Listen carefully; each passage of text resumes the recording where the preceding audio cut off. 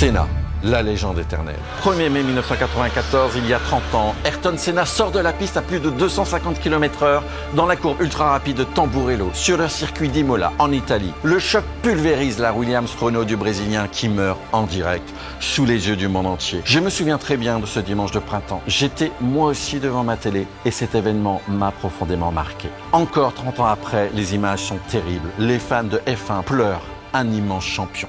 Sa mort est un événement retentissant. À 34 ans, le triple champion du monde disparaît en pleine gloire, au sommet de son art. D'une certaine manière, ce tragique accident vient asseoir le mythe Senna, qui entre définitivement dans la légende du sport mondial. Mais qui était vraiment Ayrton Senna da Silva? Un pilote talentueux, bourreau de travail, sportif, aussi intraitable en piste qu'il pouvait être bienveillant en dehors. Je vous raconte cette personnalité complexe et même mystérieuse, certains pourraient dire mystique. Et oui, aujourd'hui Senna s'apparente à un dieu pour une foule de Brésiliens et d'amoureux de la F1. Mais d'abord, revenons sur ce week-end noir d'Imola 94. C'est le Grand Prix de San Marin, troisième manche du championnat où Senna est grandissime favori. Il vient d'arriver chez Williams Renault, champion du monde constructeur en titre. Néanmoins, la voiture est assez difficile à mettre au point en ce début de saison, car le règlement la prive d'assistance électronique qui ont fait sa force, comme l'anti-patinage. Première contrariété donc dans la tête du Brésilien qui n'a pas marqué le moindre point depuis 2 Grands Prix. Mais ce week-end-là, rien ne se déroule comme prévu sur l'autodrome Enzo et Dino Ferrari d'Imola. Le vendredi, lors des essais, son compatriote Rubens Barrichello sort violemment de la piste et finit à l'hôpital. Miraculeusement, il ressort indemne et réapparaît dans le paddock dès le lendemain. Le samedi, c'est le pilote autrichien Roland Ratzenberger, dont c'est la première saison en Formule 1, qui se tue dans un accident à pleine vitesse. Sa voiture avait perdu un aileron avant, essentiel pour le maintien aérodynamique de la monoplace. Et cet accident fait aussi réagir le jeune retraité Alain Prost. Par contre, il y a toute une philosophie, une stratégie au niveau de la sécurité qui a été oubliée ces dernières années. Il y a beaucoup de responsables, une responsabilité de la part des pouvoirs sportifs, parce qu'il n'y a quand même que le business qui compte en ce moment en Formule 1. Il y a très peu de place qui est fait au sport. C'est vraiment un intérêt financier énorme. De son côté, choqué par la mort du pilote autrichien, Ayrton Senna se rend sur le lieu du crash pour visualiser et tenter de comprendre les causes du drame. Une attitude que les responsables de la F1 n'apprécient pas. En clair, il n'a rien à faire là. Mais déjà, Senna semble avoir un mauvais pressentiment. Pourtant, il vient de signer la pole position, mais il ne se sent pas à l'aise dans son baquet. Le volant est trop près de son corps, au point de tétaniser ses bras et ses épaules pendant les courses. Alors il fait modifier la colonne de direction. Et puis les 2 accidents successifs, Barrichello puis Ratzenberger, lui trottent dans la tête et le font sérieusement douter de la sécurité de la piste. En coulisses, le médecin officiel de la F1, Sid Watkins, lui conseille même de ne pas prendre le départ. Va à la pêche, lui conseille-t-il. Mais impossible d'abandonner de cette façon. Il y avait plus de 1000 personnes qui bossaient pour le pilote Senna. Dans l'usine, dans les stands, au développement, à la fabrication des pièces. Ayrton Senna va donc faire face. Dimanche, jour de la course, Senna a le visage fermé. Sur la grille de départ, fait inhabituel, il ne porte pas son casque, comme il en a l'habitude. Il semble inquiet, l'esprit ailleurs. Le premier départ de la course n'augure rien de bon. Le Portugais Pedro Lamy heurte le Finlandais Gigi Leto, resté calé sur la grille. Une roue et des morceaux de carrosserie volent sous l'impact et terminent en tribune, par-delà les clôtures, faisant 4 blessés dans le public. Interruption de course. Le safety car entre alors en piste, le temps de débarrasser les débris et nettoyer le bitume. Pendant 6 tours, les F1 tournent donc au ralenti, en file indienne, derrière Senna le poleman. Mais les pneus refroidissent. Lorsque la course reprend au 7e tour, personne ne s'attend à une telle sortie de piste du Brésilien. Dans la courbe ultra rapide de Tamburello, attaqué à plus de 300 km/h, c'est là que se joue le drame. La direction de la Williams semble casser subitement et Senna perd le contrôle. La monoplace file tout droit. Sous la violence de l'impact, enregistré à 212 km/h, le triangle de suspension avant droit s'arrache, vient perforer le casque entre l'œil et la tempe et plonge Ayrton Senna dans un état de mort cérébrale. Face à la mort, Senna restait lucide. Quelques mois avant son accident, il donnait cette interview. You gotta have good awareness of the danger you are all the time, the risks you are exposed to, because otherwise you will inevitably find a bad day. And I know I can die. Mais pourquoi Senna est-il sorti de la piste ? L'enquête ne l'a jamais vraiment démontré. Oui, la colonne de direction a cassé, mais il est difficile de prouver qu'elle a rompu à ce moment précis. Ce qui est sûr, c'est que Senna a été privé de toute manœuvre à plus de 300 km/h. Sa voiture a tapé le mur sous un angle quasi frontal qui a arraché une pièce de suspension, qui a porté le coup fatal.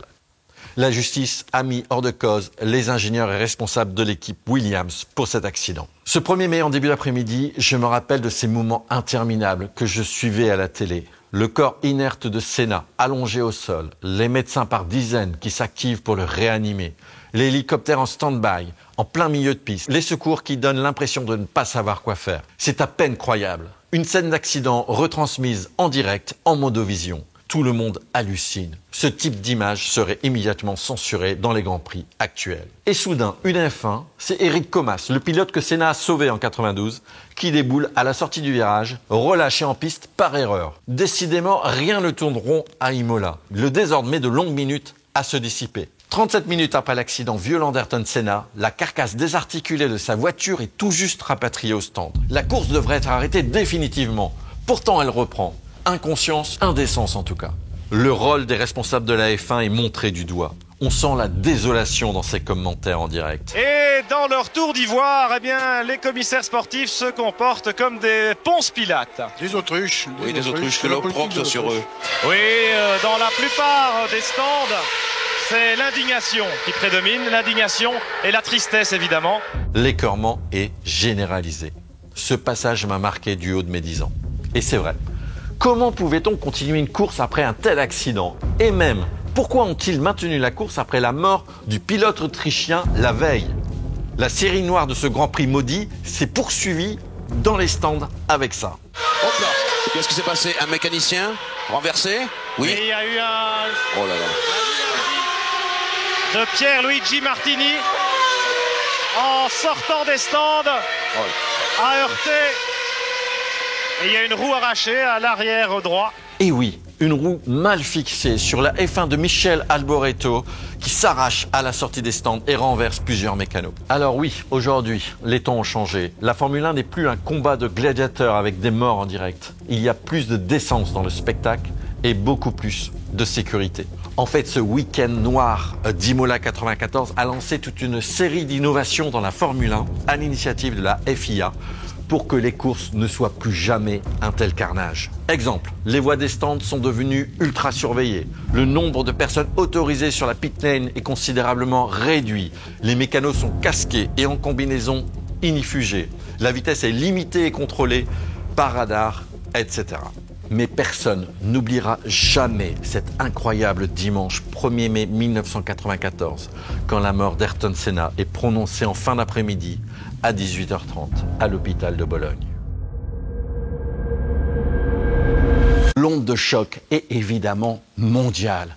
Plus de 2 milliards de personnes ont suivi l'accident puis les funérailles d'Ayrton Senna da Silva.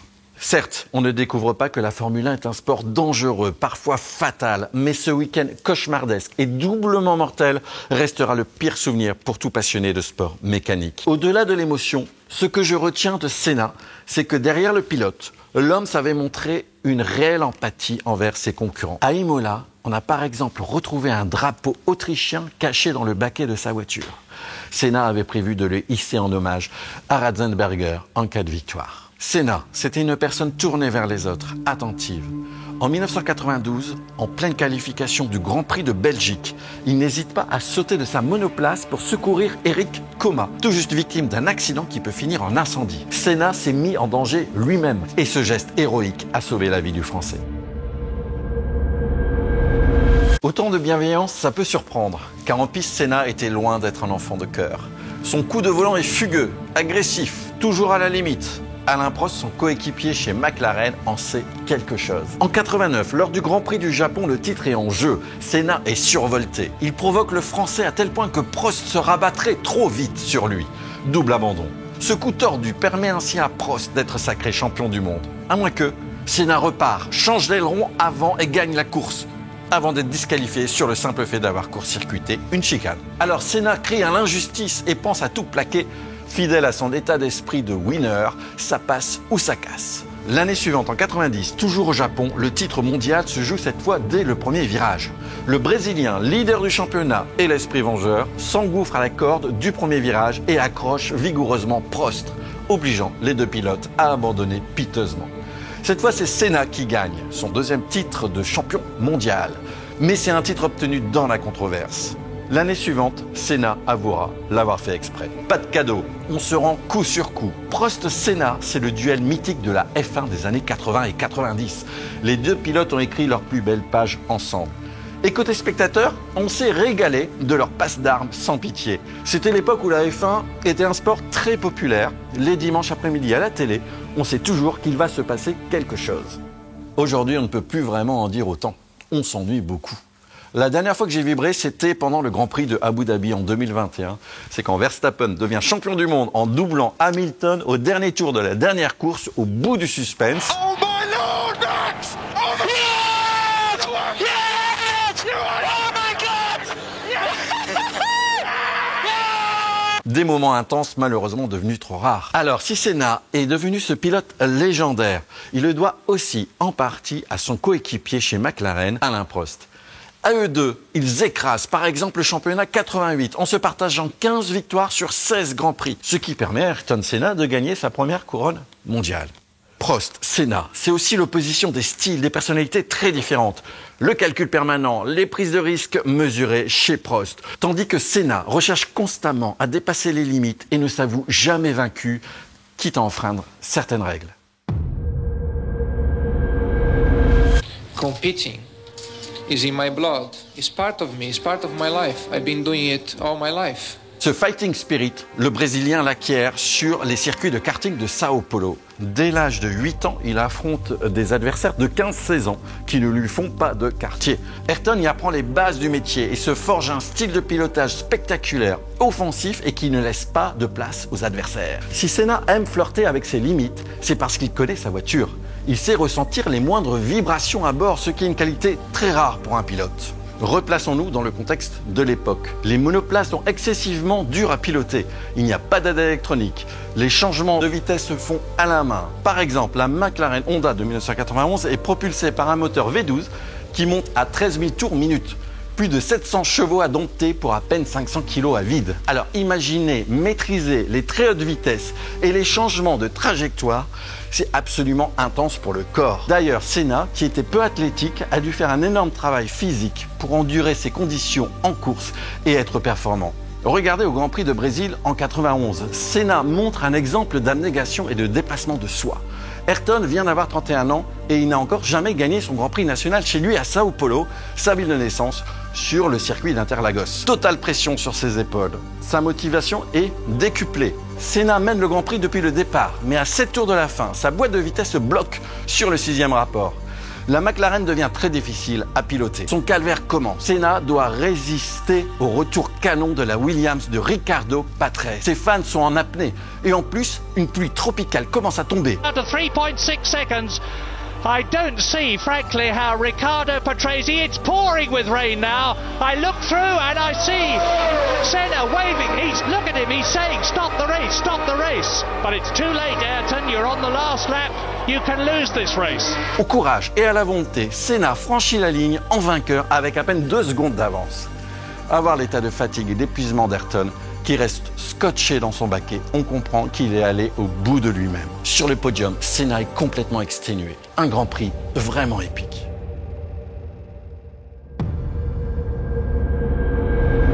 Senna cultive cette faculté à se concentrer totalement sur le comportement de sa voiture pour en ressortir le meilleur. Sa sensibilité est infaillible et ses ingénieurs s'en souviennent encore très bien. L'anecdote des plaquettes est assez parlante à cet égard. Chez Lotus, sa première équipe, il part en qualification sans savoir que seulement 3 des 4 plaquettes sont neuves. C'est un choix qui a été fait dans son dos, à but d'économie. Il rentre au bout de 1 tour, totalement mécontent car il a bien senti que sa 4e plaquette de frein était usagée. Mécano, ingénieur, tout le monde est bouche bée. Et oui, on ne la lui fait pas. À chaque week-end de course, le soir, Ayrton refaisait des calculs avec ses ingénieurs pour améliorer encore les réglages, quitte à les épuiser. Dans les couloirs des hôtels, ses ingénieurs le fuyaient pour éviter ces longues sessions de briefing et de mise au point. Senna était capable de se souvenir de chaque virage, à chaque tour, au millimètre près.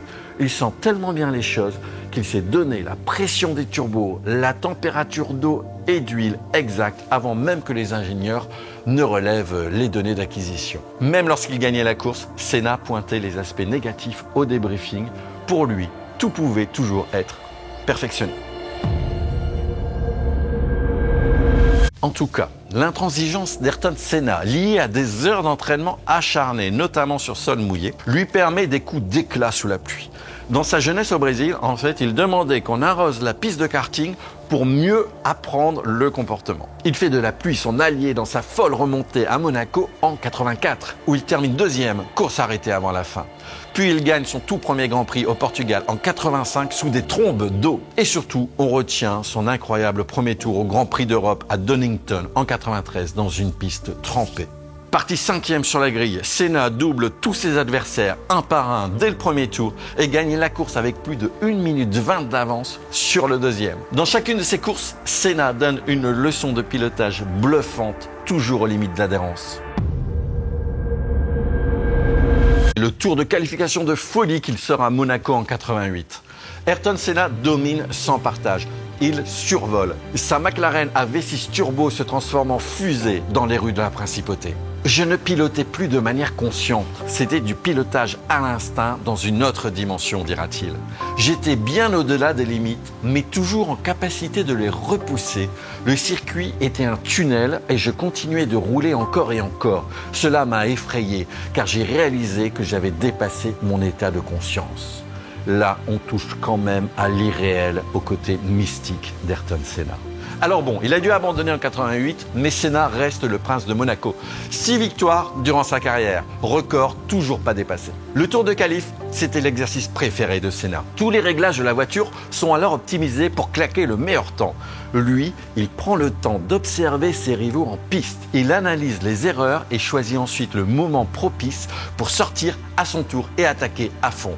Et cette obsession d'aller au-delà de ses limites lui permet d'être plus rapide, mais aussi de prendre un net avantage psychologique sur ses adversaires. Véritable maestro des Tours de Qualif, il a décroché 65 fois la pole position, un record pendant 23 ans, battu par Lewis Hamilton en 2017 avec un très bel hommage à la clé. Quand on voit l'émotion d'Hamilton, on comprend la place qu'Ayrton prend dans son cœur, alors qu'ils ne se sont croisés qu'une seule fois. Lewis avait 8 ans le jour de la mort de Senna. Triple champion du monde, à bord de ces Formule 1 brutes et viriles, c'est une performance qui est à remettre en perspective avec les monoplaces d'aujourd'hui, sans vouloir discréditer les Hamilton, Verstappen et autres Michael Schumacher. Senna a une approche assez complète et psychologique de son sport en fait. Il dit « La voiture fait partie de vous, elle est une sorte d'extension de votre corps. Plus vous en ferez partie, plus vous serez sensible à son comportement, donc mieux vous l'exploiterez. Le châssis pour vous protéger, le moteur pour aller toujours plus vite et vers l'avant, les freins pour vous ralentir, chaque détail a son importance. » Et ces statistiques le prouvent. En 161 Grands Prix, Senna gagne 41 courses et monte 80 fois sur le podium, soit un podium toutes les 2 courses. 3 fois champion du monde, 2 fois vice-champion du monde. En 8 années de compétition, Senna inscrit son nom au sommet du sport automobile. Senna travaillait beaucoup les 2 aspects, physique et mental, ce qui lui a permis de connaître ses limites et donc de les dépasser. Style agressif, funambule sous la pluie, habile dans ses dépassements et bon gestionnaire sur ses fins de course, Senna fascine, il brille aux yeux du monde, mais sans flamber. Bien qu'il vienne d'une famille riche et aisée de Sao Paulo, Ayrton n'oublie pas ses origines et c'est là que je retrouve son autre personnalité, celle tournée vers les autres. Dans les années 80, le Brésil est un pays pauvre. Il ne voulait pas que les enfants traînent dans les rues, surtout dans les favelas. En 1993 d'ailleurs, il imagine le personnage de Seninha, Petit Senna, pour sensibiliser les enfants à l'éducation. Juste après sa mort, sa famille crée une fondation qui travaille pour permettre aux jeunes Brésiliens défavorisés d'avoir un accès à l'école et de faire du sport partout. 30 ans après, la fondation Ayrton Senna existe toujours et c'est une véritable institution là-bas, reconnue d'utilité publique. Et c'est pour ça que la flamme reste vive dans le cœur des supporters au Brésil. Chaque 1er mai, le Senna Day est organisé sur le circuit d'Interlagos à Sao Paulo. Une journée festive dédiée à sa mémoire où les gens qui l'ont connu ou pas se retrouvent pour célébrer le champion. Au Brésil, Senna est plus aimé que les footballeurs, c'est dire. Il a su rendre une certaine fierté aux gens, aux classes populaires. Cet héritage-là est inestimable. Cette bienveillance, cette humanité de Senna, c'était évidemment en dehors de la course. Parce que sur la piste, il était impitoyable. Alain Prost en sait quelque chose. À la fois meilleur ennemi et coéquipier chez McLaren. Ensemble, ils ne parlaient que boulot, pas de place pour l'amitié. Et pourtant, au dernier podium de Prost en Australie en 93, Senna est vainqueur, mais il l'invite à grimper sur la plus haute marche à ses côtés pour une photo qui restera dans l'histoire. C'est l'une des plus belles images de ce sport. Depuis, personne n'a eu un tel geste en Formule 1. Et puis, pendant l'intersaison qui suit, Ayrton n'arrête pas de téléphoner à Alain, qui vient de prendre sa retraite. Il le supplie de revenir dans la course avec lui, comme si Senna avait besoin de son rival de toujours, Prost, pour performer. C'est troublant et c'est en tout cas une profonde amitié qui les lie désormais. Jusqu'à ce message déchirant que Senna envoie à son ami Alain lors du tour de reconnaissance de Imola en 1994, quelques heures avant de se tuer.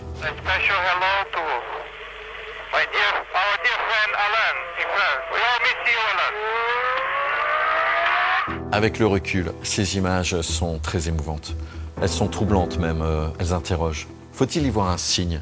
Sans Prost sur la piste, Senna se sentait seul, perdu. Voilà toute l'ambiguïté du personnage d'Ayrton Senna da Silva. Un killer sur la piste, agressif et spectaculaire, une vraie personnalité de champion, mais un homme charismatique, profondément respectueux et rempli d'humanité en coulisses. En fait, l'histoire de Senna comporte tous les ingrédients de la mythologie moderne qui en font aujourd'hui une véritable icône. Il laissera une trace indéniable, indélébile dans l'histoire de son sport et même au-delà. Et je ne suis pas certain qu'un autre pilote pourrait en dire autant, même en battant tous les records.